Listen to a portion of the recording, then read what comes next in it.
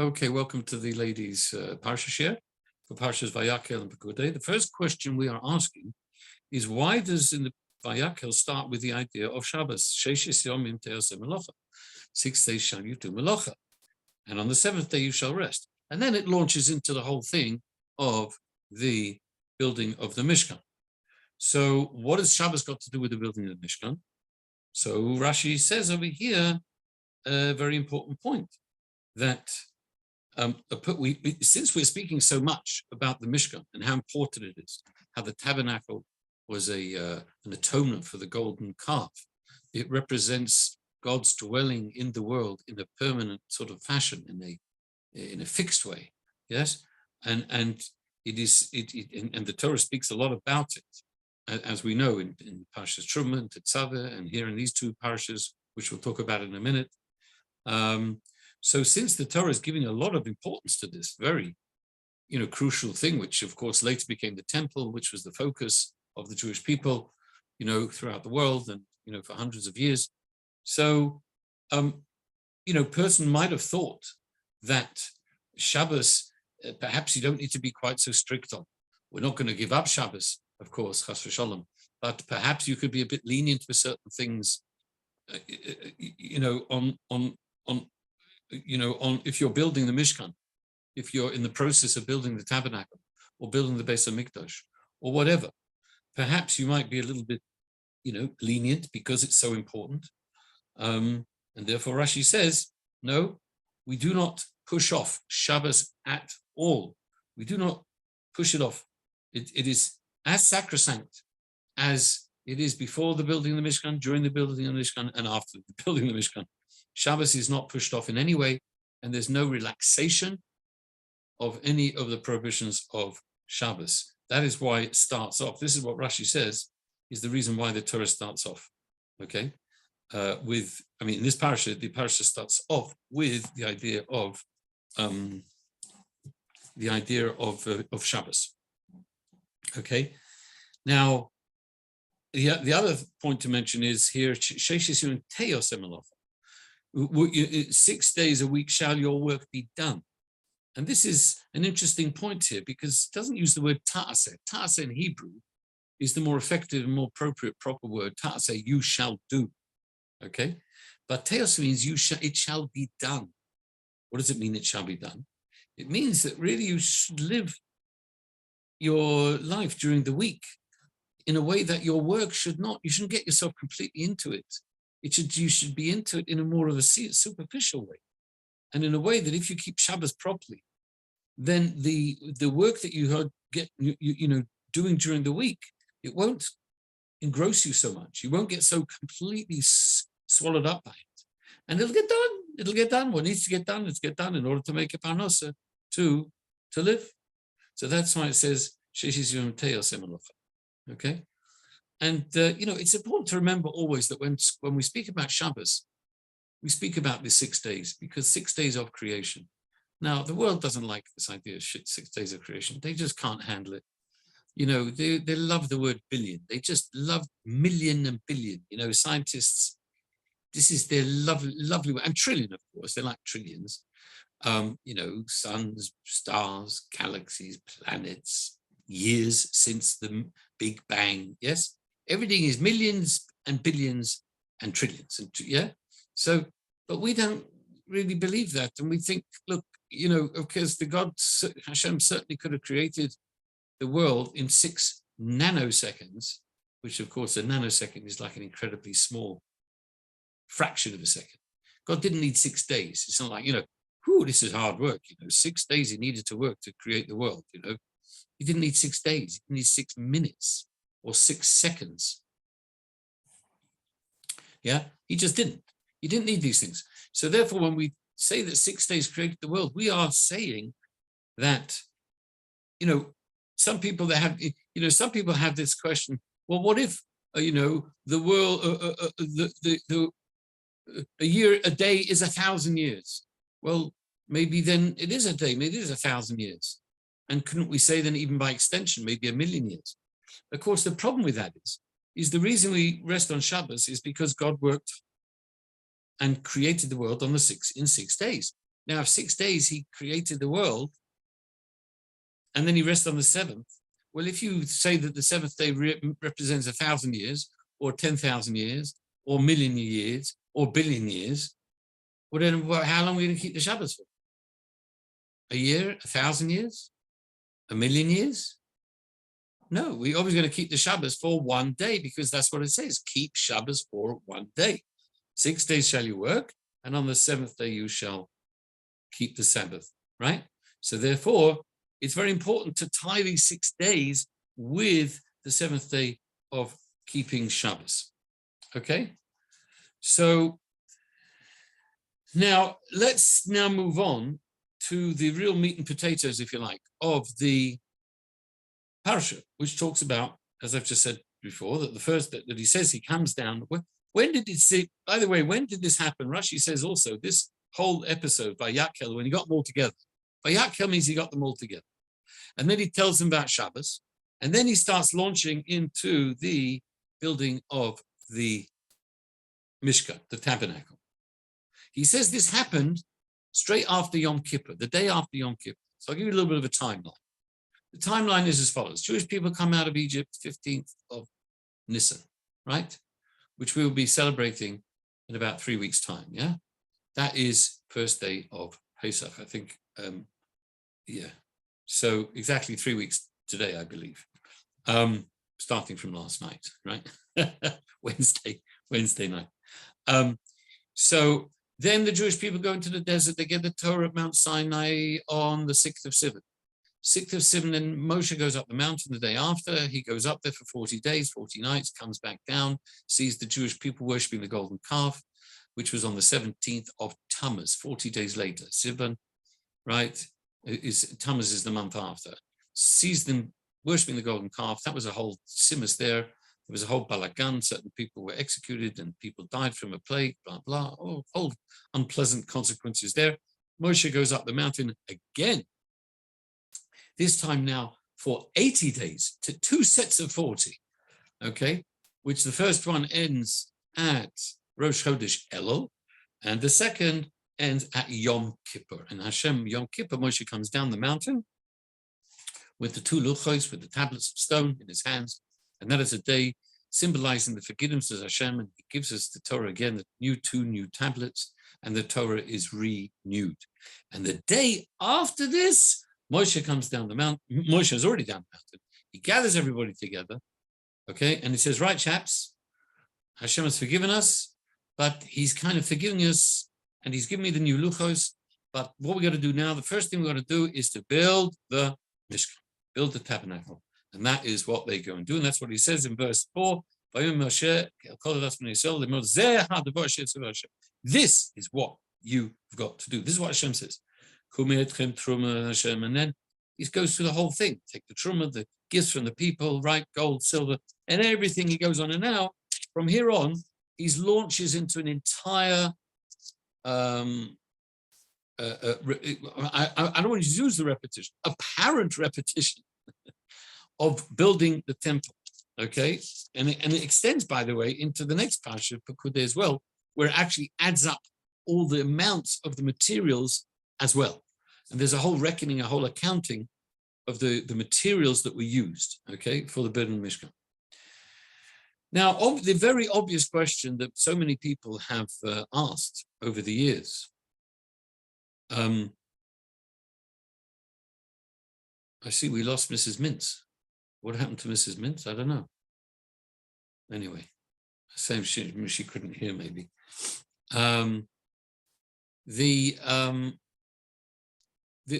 big question everybody asks is, why is this, in Torah, everything is very economical. The words are very economical. The letters are very economical. They're used very sparingly. And there are whole systems of laws and many laws that are built on the fact that maybe one word is extra, or one word is missing, or one letter is extra, one letter is missing, yeah? We learn lessons, we learn laws, we learn all sorts of stuff out from extra bits and pieces.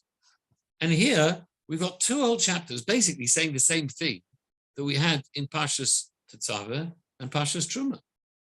It's pretty much the same thing. It's just in Parshas Truma, what is the difference? I mean, Moshe Rabbeinu in Parshas Truma and Tetzaveh, Hashem is telling Moshe, and he's telling Moshe what to do, okay, and how to build it. What exactly to build and how to build it. In this week's Parsha, he is now giving it over to the people and telling them what they should build and how to build it. And that's exactly what they did. They made this, they made that, they did this, they did that, right? So why did the Torah just come along and say, and Moshe came to the Jewish people and he told them all that Hashem said with regard to the building of the Mishkan. That's it. All you need is one sentence, really. When you think about it, you only need that one sentence just to tell you, oh no, we go along and we start off. They should collect this, collect the different things, collect the different wools, gold, silver, copper wools, blue wool, pink wool, right? And all the beams and the wood and this and that, the oils and the besomim and all the ketores. I mean, it just goes on. Everything is repeated, almost verbatim, okay, of what they were supposed to bring and what they were supposed to do. Why is this? Why is this repeated over and over? No, it's not repeated over and over again. Just the whole thing is repeated. Whereas I just said before, and there is a precedent for this, that there is a sort of,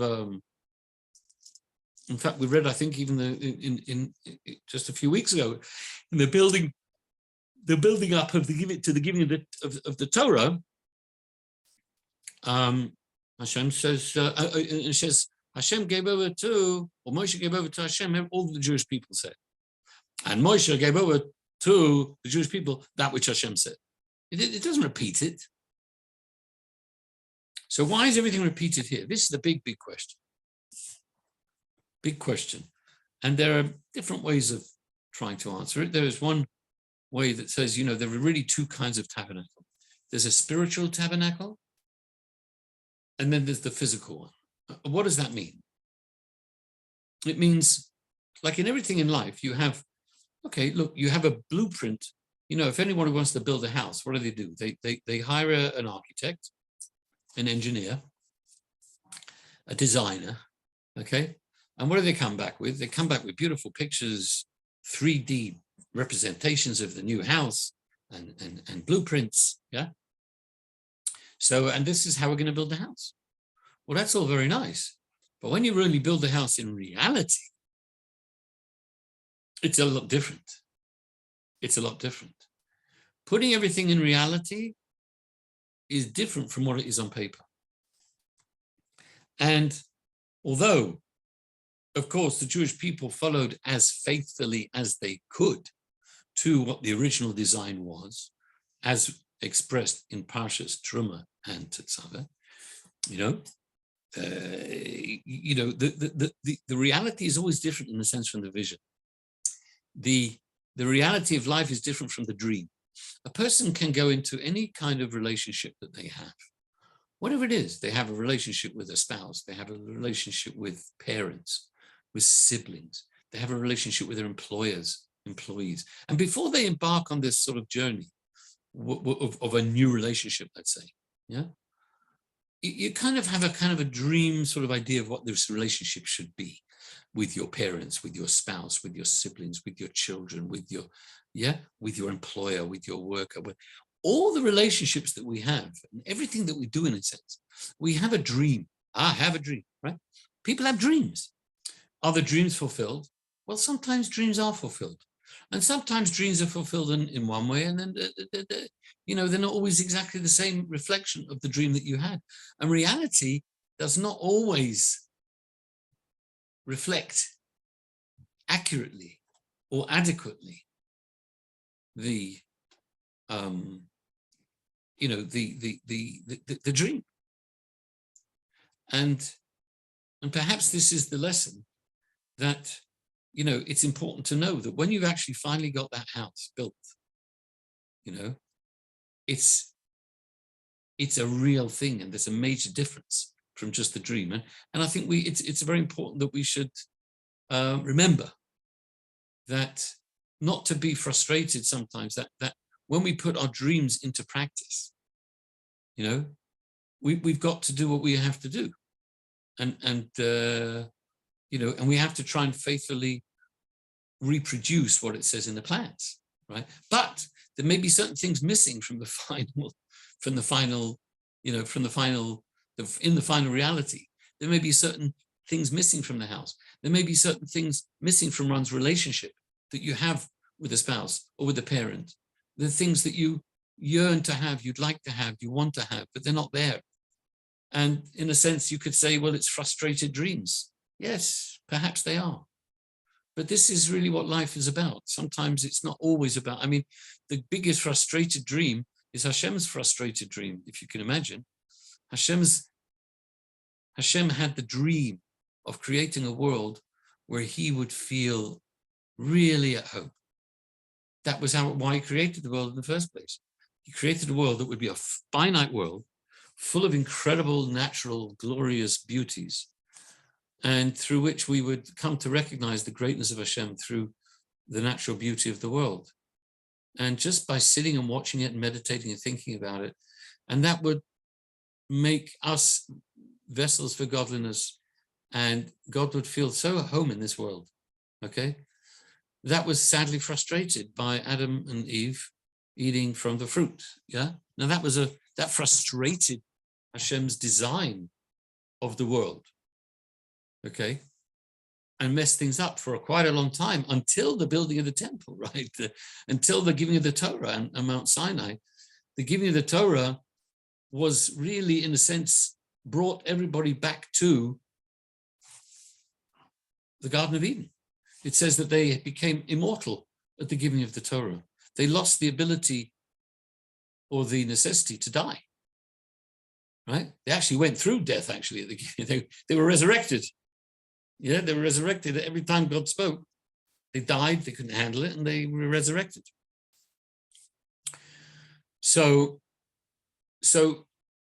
But then, of course, that return to Eden, to the Garden of Eden, and that immortality, that got frustrated a second time. They got thrown out the room by the golden calf. Yeah? And therefore, Hashem said, okay, now we're going to build a temple, the Mishkan, because the Mishkan will be as we said a few weeks ago, it'll be a physical representation of my presence in the world. And the fact that all of you participate in it and make it yours, you own it. You own this temple. Why? Because you donated, you gave everything, you helped build it. You contributed. This didn't just come down from heaven, right? That will be by Mashiach. We've already done the bit. We've already worked to the point where of course, there'll be things where we will be making things and we will be owning things in terms of the Beis HaMikdash, the temple to be. But the tabernacle then, which still exists, by the way, is just buried somewhere, who knows where, but will return when Mashiach comes, we believe.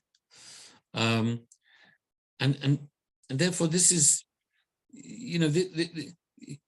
this whole purpose is, so in a sense, we are living in a world where, notwithstanding that we have dreams, these dreams can be frustrated, but in a sense, we're just following what happened with Hashem as well. I mean, look at the two temples. We had those were destroyed, right? So it's like there's this sort of a circular situation where we keep getting redeemed and then we keep going back to square one. It's a little bit frustrating, really. But this is, in a sense, this is one explanation, yes, of how it happens in reality. The other thing to remember, and the other point to remember is that, if you go back to Genesis, we speak about Genesis, yes, gracious. Now, we started that about 6 months ago, right? Or 5 months ago, whatever it was. Okay. Now, how many verses are in the first chapter dealing specifically with creation? Well, I'll tell you now, because I've got it here. Okay. Basically, 31 verses, or 31, yes? 31 verses that deal with the creation of the world. Okay, in chapter 1. Okay, how many verses in these two parshas dealing with the building of the tabernacle? Over 200, about 220. Okay, and if you add the verses of Truma Tetzaveh, well, I don't know, it's probably up to 400 or something, right? So incredible, more than 10 times as much. Why is that? Surely the creation of the world is a more objectively impressive thing when you're building millions of galaxies and suns and stars and planets and with billions. I mean, the universe is a pretty big place. There's lots of things going on. So you'd think, to be involved in that could be created lots more verses. And here you've got a tabernacle that's 20 feet across, 30 feet long, in a courtyard of 50 by 100. You've got an altar, you got this, you got that. I mean, is that such a big deal to make a whole thing 200, 400 verses on? And the answer is yes. Because, and here's another important point, for the infinite God to create the world with all the galaxies and with all the billions of stars, light years and galaxies and who knows what, billions and trillions and gazillions of everything, yes? For that is not, for Hashem to do that is like me going boo, or you going boo, right? For you to say boo, how much effort did it take to say boo? I mean, if you like go scream at somebody to try and scare them, maybe that would take a lot of energy. But if you just say the word boo, hello, right? Now, unless you're feeling very ill, if you say the word boo, it's not going to exactly tire you out, is it? If you say the word, but right, well, if you look at the entire universe, the entire creation, as far as Hashem is concerned, it's much, much less than somebody saying boo. Or somebody saying, right? The entire universe with the billions of galaxies teeming with who knows what, and our planet full of teeming with life, millions of species and incredible natural wonders. For all that, Hashem, for him to set the whole thing is much less than a boo, right? Because it's Hashem, the infinite, creating the finite. However, this parsha is telling us what? That the infinite comes down into this finite world. Whoa, that's a different ballgame. That is a mega achievement. And that is like, how in the world does that happen? The whole world, the whole universe cannot contain Hashem, as King Solomon famously said. The universe cannot contain you. Why? Because you're infinitely bigger than the universe. I mean, the universe is very, very large. Don't get me wrong. We would never get there. If you wanted to start walking now till the end of the universe, even if you went on a rocket, you won't get there for billions of years. Yes? Even if you're traveling at the speed of light, we're nowhere near the speed of light. Nowhere near it. Right? The most we could do is, I don't know, 50 miles a second, 50 miles or 500 miles a second. Yeah, I don't know what the rockets out there are doing now, in the sky. They're doing 50 miles a second. That's pretty good. You know what I mean? That's like 500 miles in a minute. That's pretty good. But I'm sure it's faster. It's like 75 miles a second, I think they are getting. But and yet the universe is so large, can't handle Hashem, because Hashem is infinitely greater than the universe. And yet this temple somehow can contain Hashem within it. The infinite God can be contained in the Mishkan. Now that is what we call in Hebrew a chiddush. That is a novelty. That is mind-blowing. Mind-blowing. So that deserves a lot of sentences, I could say, well, we're just giving over, we're just giving over facts of things that are, bits and pieces that were said. But yes, if you take the sum total of all these things, of all these things, they are combining together to make what? To make the fact, to bring the infinite God into a finite part of the world. You might think, well, how is that possible? How could Hashem come into a finite world? Well, listen, because he's God. If God built a world where he couldn't somehow enter, yes, and he wouldn't be able to be here, he wouldn't be able to feel at home, then that would first we would be a bit stupid, because why would you create something that you can have no contact with, you can have no involvement with, you can have no interaction with? What's the point? You'd want to have an involvement and interaction with. So therefore, right? So he created the world. And the other thing is, of course, if you say he can't do it, well, then you're limiting him, and God cannot be limited. God cannot be limited unless he himself, right? He himself says that certain things, let's say, we're not allowed to do, right? We're not allowed to worship idols. We're not allowed to worship humans. So God himself says we're not allowed to worship idols. We're not allowed to worship humans. So therefore, if somebody sets himself up, a human being sets himself up and says, I'm a God. And you say, well, God could do that. God could do anything. He can incarnate in a human being. We said, well, yes, but God himself made laws. He made laws that he himself has to keep. And therefore, he would not enclothe himself in a human being and say he is God, right? Because he's got to keep his own laws. He's got to keep his own rules, yes? So, but it's not about being infinite, could he or couldn't he, yes? It's not about could he or couldn't he. It's about would he, right? Because Hashem can do anything, right? Right? Of course, they say the question is, can God make a stone big enough, too big enough for him to carry? You ever heard that expression? You ever heard that trick question? It's a trick question, because the question assumes that if he does this, then he can't be God. If he's too heavy, so he can't lift it up, then he's not God. So it's not God doing that. You understand? In other words, you'd have to answer that question saying, yes, he can make a stone too heavy for himself to pick up. And he can pick it up. And then we said, well, that doesn't make any sense. That doesn't make any sense. We say, yes, well, neither does the question. The question doesn't make any sense. God, by definition, can do anything. So the only thing he can't do is not be God. Well, that's not a limitation on God to say he can't be God. That's actually making limited. Yeah. So therefore, so anyway, these are some of the points and reasons why we speak about why there's such a great length in this situation.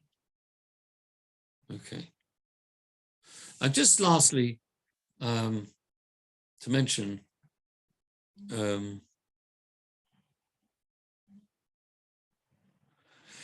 about the fact that the mirrors, if we read at the end of Parsha's Vayakel, that the ladies brought mirrors, and those mirrors were used for the kior, the wash basin, that the Kohanim would wash their hands, okay, and their feet every day.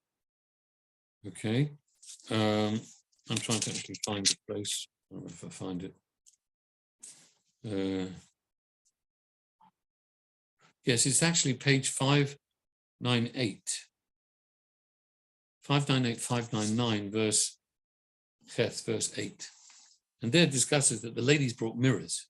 They brought their copper mirrors, and they brought them to Moshe, and they said, look, we want to donate these because they have a value. And so Moshe is like, mirrors? What do you do with mirrors? So they said, well, mirrors, we look in the mirrors, and we put makeup on, lipstick, we make ourselves look attractive, right? And Moshe said, yeah, right. You really think that's what this temple is all about?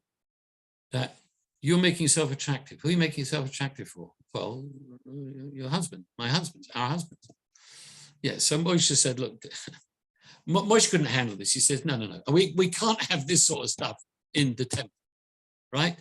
This is a holy temple, right? We can't have this sort of stuff in the temple, right? And he came to Hashem, and he sees, tells Hashem says, what's happening, Moshe, You can imagine the conversation. He says, well, you'll never believe it. You'll never believe those ladies, those Jewish ladies. They got a great sense of humor. They brought their mirrors, to be used in the temple. Hashem said, yeah. He said, well, I soon told them where to get off. I told them, forget it. We're not taking those mirrors. So Hashem said to him, you told him that, Moshe? He said, yeah. He says, well, you can go back and tell them to bring them back. I want those mirrors. Those are the best things. Those are the most precious of all. Because it was through those mirrors that the women made themselves attractive to their husbands and were able to father and this brought about the fact that the Jewish people were able to multiply, be fruitful and multiply and have many, many children, and they became a great nation. Hashem says, you don't make fun of that. You don't knock that. That is, if it wasn't for these women and their mirrors, we wouldn't have a Jewish people now. You wouldn't have a Jewish people now. We'd be up the creek. We'd just have a couple of hundred chevra, a few hundred people, maybe a few thousand. You can't call that a people, right? You can't call a few thousand people, Am Yisrael, that would be a waste of time. So therefore, Hashem said to them, these mirrors are very key. They're very crucial, very important. And the important thing is that they also used to take water from this vessel, from the lava, with the Sota woman. Yes, the woman who had been suspected of adultery, and she would be proved to be, hopefully she would be proved to be loyal to her husband, and she wouldn't have to die. And so this was a way of, in a sense, bringing peace, shalom, between husband and her wife. Okay, and the Kohanim, of course, they were involved very much with that, and they washed in the morning their hands and their feet. So they were involved in that process as well. So the whole temple service and the whole idea of bringing peace to man and his fellow and his wife comes from this wash basin, which was made of copper. And they melted down all the copper from these mirrors and made them into this beautiful, beautiful copper basin, so that was a very interesting disagreement between Moshe and Hashem. You can understand where Moshe is coming from. Yeah, you understand where he's coming from. But you see, Hashem wanted that everything in this world should be used for holiness, even things that don't look like they're very holy, and they don't look like they can be used for holiness. We want them to be used for holiness as well. I mean, look at Purim. What are we doing on Purim? Eating, drinking, getting drunk. Now, some people could say, what? That's why I say it's like Yom Kippur, Yom Kippurim. Yom Kippur is only like Purim. Purim, like Purim. Why is it only like Purim? Because everybody knows that if you want to become religious and holy and special, then what? Then you go to shul, you fast, you pray. That's how you normally become close to Hashem, right? But never anybody say, I'm going to tell you can come close to Hashem by eating, drinking, getting drunk. And they go, excuse me? Are you joking? No, that's what we do on Purim. Oh my gosh. You get close to Hashem by eating and drinking, getting drunk? Yeah. Okay, in that case, you're right. It must be Kippurim, right? Yom Kippur is only like Purim. It's nowhere near as great as Purim, right? Nowhere near. Then it's a bit like Purim, But Purim is greater. So this is what Hashem said to Moshe, life and my Beis HaMikdash and this world, this is not just about being holy and spiritual and special, which is all very nice and very important, very good.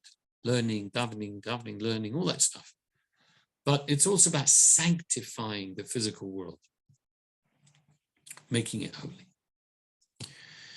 And please God, may we all in our lives try to sanctify whatever we're involved in the world and make it holy and bring God into the world.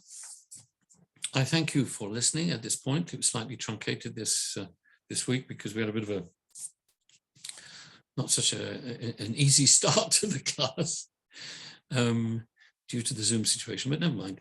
I wish you all well, and I wish you a good Shabbos, and God willing, we'll see you next time. Thank you, Rabbi. Thank you. Yeah, See you. pleasure.